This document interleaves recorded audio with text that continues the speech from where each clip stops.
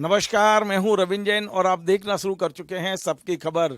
मध्य प्रदेश में कांग्रेस के विधायक भारतीय जनता पार्टी में आने के बाद मंत्री बने, उपचुनाव लड़ा और चुनाव हार गए।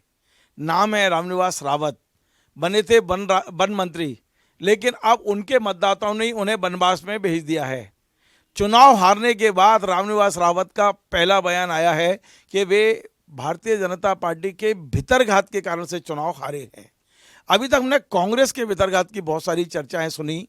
लंबे समय से भारतीय जनता पार्टी में भितरघात की खबरें नहीं आ रही थी, लेकिन अब चुनाव हारने वाले रामनिवास रावत ने ही बयान दे दिया है कि वे भितरघात के कारण चुनाव हारे हैं। आज यदि आप श्योपुर का दैनिक भास्कर उठाएंगे तो वहाँ एक बड़ी समीक्षा छपी है। समीक्षा ये छपी है कि भारतीय जनता पार्टी के किस बड़े नेता के गांव में रामनिवास रावत को कितने कम वोट मिले हैं, यानी कि कई दिग्गज नेताओं के क्षेत्र में भी रामनिवास रावत चुनाव हारे हैं। आज हम मध्य प्रदेश के देश के बड़े पत्रकार अरुण दीक्षित जी से समझते हैं कि अब रामनिवास रावत का राजनीतिक भविष्य क्या है। जिस तरह ज्योतिरादित्य सिंधिया ने इस पूरे चुनाव से दूरी बनाई थी और अब चुनाव में पराजय के बाद ग्वालियर चंबल संभाग की राजनीति किस करवट बैठेगी, इन दोनों मुद्दों को हम समझते हैं अरुण दीक्षित जी से। अरुण जी, आपका स्वागत है। मैं आगे बढ़ने से पहले आपको बताऊं कि इस बार विजयपुर का जो चुनाव था उसकी जो सबसे बड़ी खासियत थी वो ये थी कि वहां पर कांग्रेस ने प्रत्याशी से लेकर सारे चुनाव प्रचारक यंग लगाए थे।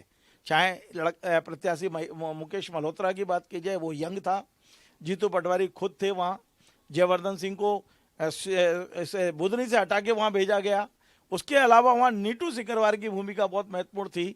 और जो वो विधायक हैं वहाँ से पंकज उपाध्याय, वो भी कांग्रेस के यंग विधायक हैं।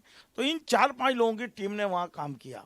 इस पे मैं आऊँगा, लेकिन पहले मैं ये समझता हूँ कि रामनिवास रावत ने जो आज बयान दिया है कि भारतीय जनता पार्टी के भितरघात के कारण से हारे, आप क्या कहेंगे? नहीं, रामनिवास रावत ने बिल्कुल सही कहा है।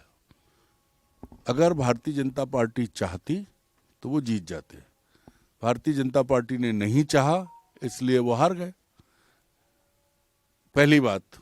दूसरी बात, जितना आपने कहा कांग्रेस की रणनीति और कांग्रेस का ये सब, तो मैं ये मानता हूं, फिर वही बात आती है कि जिस तरह का सपोर्ट बीजेपी में, देखिए वो सीताराम आदिवासी पिछली बार इनसे जीते थे, उन्होंने पहले दिन विरोध किया था।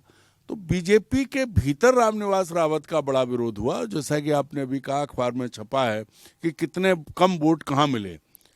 एक बात समझिए, जब रामनिवास रावत ने लोकसभा चुनाव के दौरान कांग्रेस छोड़ी थी, माना यह गया था कि वो वहाँ पर उनको जिताने के लिए, लोकसभा चुनाव जिताने के लिए उन्हें बीच में लाया गया था, क्योंकि उस लोकसभा चुनाव में नरेंद्र सिंह तोमर की छवि दांव पर लगी हुई थी।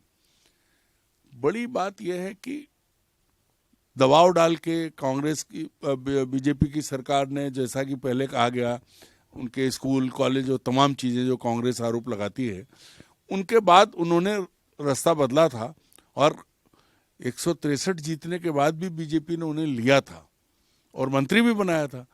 अब आप सोचिए कि कोई न कोई तो समझौता हुआ होगा, जो अजय बिश्नोई, जयंत मलैया और क्या क्या बड़े नेता पड़े हुए हैं, गोपाल भार्गव और ऐसे मतलब दिग्गज नेता हैं जिन्हें घर बैठा दिया था नरेंद्र मोदी और अमित शाह ने। और रामनिवास रावत जो बीजेपी में आए कांग्रेस छोड़ के, और उनको जो है तब ये मैसेज दिया गया था। अब आप देखिए, तब ये मैसेज दिया गया था कि ज्योतिरादित्य सिंधिया को ये एक मैसेज है कि आपके साथ नहीं आए तो रामनिवास रावत खत्म नहीं हो गए। रामनिवास रावत बीजेपी में आके मंत्री बन गए।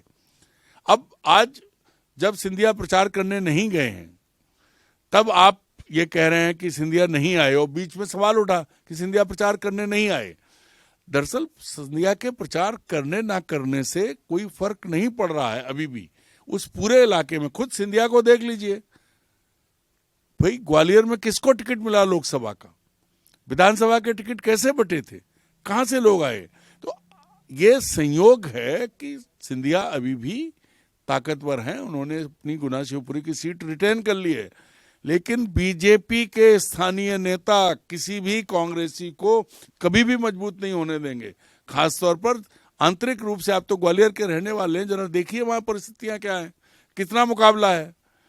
आप ये मान रहे हैं कि मध्य प्रदेश में अब एक नई तरह की राजनीति बीजेपी में शुरू हुई है, बाहर से आए हुए लोगों को अब गले लगाने की परंपरा नहीं होगी। जैसे सिंधिया के लोगों को गले लगाया, हालांकि उसमें से आधे से ज्यादा घर बैठ गए हैं, चुनाव हार गए हैं, बहुत बुरी स्थिति में हैं, लेकिन अब जो नए लोग आ रहे हैं उन्हें गले नहीं लगाया जाएगा। भाई मुझे वो नाम नहीं याद आ रहा है। भाजपा के एक बड़े नेता ने कहा था कि आपको पार्टी में ले लिया गया, लेकिन मैं अपना नहीं मानूंगा, मैं कांग्रेसियों को उनको भूपेंद्र सिंह जी ने कहा था कि मैं स्वीकार नहीं करूंगा। भूपेंद्र सिंह छोटे नेता नहीं है, अब इसको आप क्या मानेंगे। और वो भी उन्होंने विजयपुर चुनाव के बीच में ये बयान दिया था। वही कह रहा हूं ना मैं कि ये एक बीजेपी की रणनीति है। देखिए, बीजेपी अब कांग्रेस के बोझ से दबती जा रही है। हर राज्य में कांग्रेसी जो हैं वो बीजेपी पे हावी हैं, तो कैसे कमजोर करेगी, निकाल सकते नहीं है। इसी तरह बीजेपी कांग्रेस के नेताओं को अब ना घर का ना घाट का ऐसा बनाएगी, वो धोबी का कुत्ता हो जाएंगे। आने वाले दिनों में आप देखते जाइए, जितने गए हैं इनका सबका वजूद धीरे धीरे घटेगा और ये अपने आप या तो छटपटा के वापस घर लौटने की कोशिश करेंगे या फिर राजनीति पर हाशिए में पहुंच जाएंगे, जैसा कि रामनिवास रावत पहुंच गए हैं। ये परिस्थिति हर राज्य में होने वाली है। ये बीजेपी की रणनीति थी। अब बीजेपी को पता है, उसे जरूरत नहीं है। अगर आज मध्य प्रदेश में 30 विधायक भी छोड़ दें बीजेपी तो उसका बहुमत है, और कांग्रेस से आए हुए जो लोग जीते थे उनकी इतनी संख्या नहीं है। लेकिन ये पक्का है कि नई रणनीति में कांग्रेस से आए हुए नेता अब बीजेपी में महत्व तो नहीं पाएंगे, और ये साफ दिख रहा है। अगर ये होता तो जैसे रमाकांत भार्गव हारते हारते जीत गए, वैसे तो रावत भी जीत सकते थे। उनका तो 7,288 वोट का अंतर है। तो क्योंकि भार्गव अपने थे, उन्होंने शिवराज को सीट दी, शिवराज की सीट उन्हें मिली। ये अंतर आया कि वो एक जितने वोट से जीते थे उतने वोट उन्हें कुल मिले, लेकिन जीत गए। तो ये पक्का है भैया, ये इसमें कहीं कोई शक नहीं है। सर, एक बहुत महत्वपूर्ण बात मैं ये पूछना चाहता हूं और समझना भी चाहता हूं, दर्शकों को भी समझाना चाहता हूं कि एक और पूरी कांग्रेस रामनिवास रावत को गद्दार कह रही है, और रामनिवास रावत ने कह दिया कि मेरे साथ तो बीजेपी ने भी गद्दारी कर दी है। तो अब रामनिवास रावत का राजनीतिक भविष्य क्या है? देखिए, अब रामनिवास रावत के मुंह से सच निकला है। अगर बीजेपी ईमानदारी से बीजेपी साथ दे देती तो रावत नहीं हारते। ऐसा होता नहीं है कि उपचुनाव सरकारी सत्तारूढ़ दल जीतता है, और वो भी कैबिनेट मंत्री। रामनिवास का राजनीतिक भविष्य क्या है? वही उनका तो वो धोबी के कुत्ते वाली कहावत पे आ गए हैं। वो सही बात है। मतलब मैं उनको जानता हूं, उनकी तो ना इधर के रहे ना उधर के रहे, अच्छे भले विधायक थे। तो क्या वो कांग्रेस में लौटने की कोशिश करेंगे? नहीं, कांग्रेस में लौटने की कोशिश करें ना करें, अब वो कांग्रेस के लायक भी बचे नहीं है। अब जरूरत क्या है कांग्रेस की? 27 में देखेंगे, 28 में। तो सर, अभी तो एक सीट के और चुनाव होने हैं बीना में, और निर्मला सप्रे को इस्तीफा नहीं दे रही हैं। वो तो देख रही थी कि यदि रामनिवास जीत जाएंगे तो हम भी एक रिस्क ले लेंगे। अब कांग्रेस में इतनी दम नहीं है कि वो कह दे कि हमने निकाल दिया है, क्योंकि वो निकाल देगी तो वो विधायक बनी रहेगी, और वो इस तरह से टाल के 5 साल निकाल देगी। साल भर तो निकल गया। भाई सबको पता है कि वो उसने पार्टी छोड़ी थी। वो विधायक महोदया जो है मंच से गई थी पार्टी छोड़ के, और कि बीना का विकास कराना चाहती, तो बीना जिला तो नहीं बना, उसमें तो भूपेंद्र सिंह ने टांग अड़ा दी, तो वो नहीं बन पाया। तो अब क्या है, वो ऐसी पतंग सी लटकती रहेंगी, कभी इधर कभी उधर। वो जो उनको जो मिलना था मिल गया। चुनाव लड़के वो नहीं जीतेंगी, और बीजेपी जीतने नहीं देगी उन्हें, क्योंकि बीजेपी किसी भी कांग्रेसी नेता को पालेगी पोसेगी नहीं। क्योंकि अब उन्हें पता है 5 साल बाद कांग्रेसी और दुर्गति में होंगे। अभी तो उनका राज है, कहीं जरूरत नहीं है। अब देखिए, महाराष्ट्र में उनके पास स्पष्ट है, भारी है, क्योंकि स्पष्ट बहुमत से 10 सीट ही तो पीछे है बीजेपी, 10-11 सीट। तो अब उन्हें वहां कुछ नहीं करना है। ये भी हो सकता है कि कल को कोई एक दल विलय कर ले बीजेपी में, ये भी संभव है। वो कुछ भी करेंगे। लेकिन आप ये समझ लीजिए कि पूरे देश में जो आपने कहा ना हेमंता बिस्वा शर्मा, उनको भी उनकी औकात पे लाया जाएगा, क्योंकि वो भी आए तो कांग्रेस से ही हैं, बोलते बहुत हैं। और आपके यहाँ तो चौथाई मंत्रिमंडल पूरा 8 मंत्री कांग्रेस ही है। सर, एक बहुत महत्वपूर्ण सवाल कि विजयपुर चुनाव के बाद ग्वालियर चंबल संभाग की राजनीति किस तरह बदलेगी? जिस तरह सिंधिया जी ने अपने आप को चुनाव से अलग रखा, जिस तरह खबरें आ रही हैं, हमारे पास कोई सबूत नहीं है कि नरेंद्र सिंह जी और सिंधिया के बीच में जो खाई है वो बढ़ती चली जा रही है। ग्वालियर चंबल संभाग भारतीय जनता पार्टी का इतना बड़ा गढ़ है कि वो एक मतलब संघ कैसे लेके सब, ग्वालियर बहुत बड़ा गढ़ है ग्वालियर।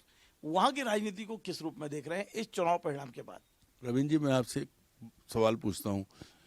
भारतीय जनता पार्टी की संस्थापक थी राजमाता विजयाराजे सिंधिया। उसके बाद भी उनके सिंधिया परिवार को बीजेपी के नेता गद्दार कहते थे। 2018 के उपचुनाव का याद करिए, 2018 नहीं, बाद में पहले हुआ था वो, जिसमें हेमंत कटारे चुनाव जीते थे। उस उपचुनाव को आप याद करिए। शिवराज सिंह चौहान ने मंच से सिंधिया परिवार के गद्दारी का सवाल उठाया था। तब जो यशोधरा राजे सिंधिया सरकार में थी, बड़ी दुखी हुई थी। सार्वजनिक रूप से उन्होंने कहा था कि राजमाता ने कैसे गहने और वो दे के इस पार्टी को खड़ा किया जिसमें उन्हें कहा जा रहा है। बाद में फिर उन्होंने खेद व्यक्त किया और भरपाई करने की कोशिश की, तो वो श्रीमंत बनाया उनको और सब किया। तो एक चीज समझ लीजिए कि मैं ये मानता हूं, नरेंद्र मोदी ने सिंधिया जी को लिया, सिंधिया जी पहुंचे, लेकिन सिंधिया जी को अगर राजनीति करनी है तो अपने बारे में सोचना पड़ेगा। मध्य प्रदेश का भाजपा नेतृत्व उन्हें कभी भी पनपने नहीं देगा, उनको घेर के रखेगा। और रामनिवास रावत की हार, भले ही ये कह दें कि सिंधिया ने प्रचार नहीं किया, लेकिन ये एक मैसेज उन सभी कांग्रेसियों के लिए है जो बीजेपी में गए हैं। और आप देखिएगा आने वाले दिनों में धीरे धीरे, अभी जो सब इंपॉर्टेंट हैं, लेकिन बहुत जल्दी उन्हें दूध की मक्खी की तरह निकाल के फेंका जाएगा, क्योंकि अब करना नहीं, अब तो सब जगह जो होना था हो गया। पूरी जगह बीजेपी पावरफुल है। आप महाराष्ट्र देखिए, राजस्थान देखिए, गुजरात देखिए, मध्य प्रदेश देखिए, झारखंड छोटा राज्य है, हिमाचल छोटा राज्य है, नहीं कर पाए, लेकिन बाकी जगह कर लिया उन्होंने। तो उन्हें वो बर्दाश्त ही नहीं कर सकते। ये बहुत अलग तरह का वो है, जरूरत थी, इस्तेमाल किया। वरना आप बताइए, ज्योतिरादित्य सिंधिया जैसा युवा और तेज तर्रार पढ़ा लिखा नेता, उसके पास क्या है जो उनकी, क्या अश्विनी वैष्णव ज्योतिरादित्य से ज्यादा पढ़े लिखे योग्य हैं? लेकिन नहीं, उन पर कृपा दृष्टि नहीं है। कृपा दृष्टि अश्विनी वैष्णव पे है, भूपेंद्र यादव पे है, पीयूष गोयल पे भी हुआ करती थी। तो ये एक मैसेज है, भारतीय जनता पार्टी में बाहर के लोग खप नहीं पाएंगे। बहुत बहुत धन्यवाद। तो आज अरुण दीक्षित जी ने बड़ा दो टूक शब्दों में बोल दिया है कि मध्य प्रदेश भारतीय जनता पार्टी की राजनीति फिर से करवट लेने वाली है। मध्य प्रदेश में भारतीय जनता पार्टी में जो बाहर से आए हैं, अन्य दलों से आए हैं, वो सुरक्षित नहीं हैं। उनकी स्थिति बिल्कुल वैसी होगी जैसी रामनिवास रावत की हुई। इस बार भारतीय जनता पार्टी के पुराने नेताओं ने प्लानिंग करके रामनिवास रावत को चुनाव हरवाया है। ये मैंने, अरुण दीक्षित जी कह रहे हैं और ये दिख भी रहा है। वो और उन्होंने आज चेतावनी दी है ज्योतिरादित्य सिंधिया जी को कि वे अपनी राजनीति के बारे में विचार करें। भारतीय जनता पार्टी में जो सम्मान, जो हैसियत उन्हें मिलना चाहिए थी, उनके साथ जो गए उन्हें मिलना चाहिए थी, अब वो दिखाई नहीं दे रही है। तो आज कई बातें स्पष्ट और इशारे में अरुण दीक्षित जी ने कही हैं। आप इस पूरे प्रोग्राम को सुने, एक बार सुने, दो बार सुने। मध्य प्रदेश की राजनीति को समझने के लिए आज का ये प्रोग्राम बहुत महत्वपूर्ण है। आपको हमारा ये कार्यक्रम पसंद आए, आप इसे शेयर करें, लाइक करें, कमेंट करें और आपसे बार बार निवेदन है हमारे इस चैनल को सब्सक्राइब अवश्य करें। धन्यवाद।